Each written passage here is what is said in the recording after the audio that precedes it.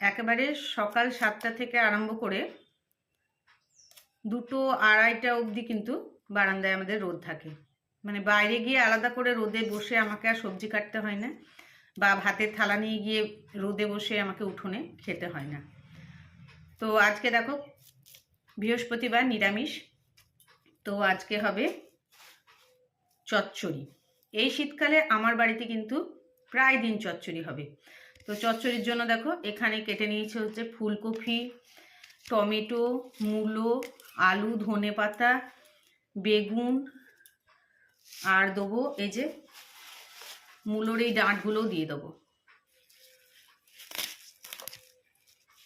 মানে যাকে বলে 5 মিশিলি একটা তরকারি। অনেকে এটাকে আবার ছ্যাঁচড়া বলে, অনেকে চচ্চড়ি বলে। আর আমার মা কিন্তু এই চচ্চড়ি দারুণ সুন্দর বানায়, মানে কোনো কথা হবে না, অমৃত। তারপর দেখো এই যে ফুলকপির ডাঁটগুলো, এই ডাঁটগুলো কিন্তু আমি দিয়ে দিই চচ্চড়ির মধ্যে। আর নিরামিষের দিন শুনেছি মুসুর ডাল খেতে হয় না, তো সে কারণেই মুগ ডাল বানাবো। তো মুগের ডাল আর এই একটা সবজি, আর ভাবছি একটু মূলো ভাজা করব। এই যে এই মূলোটাকে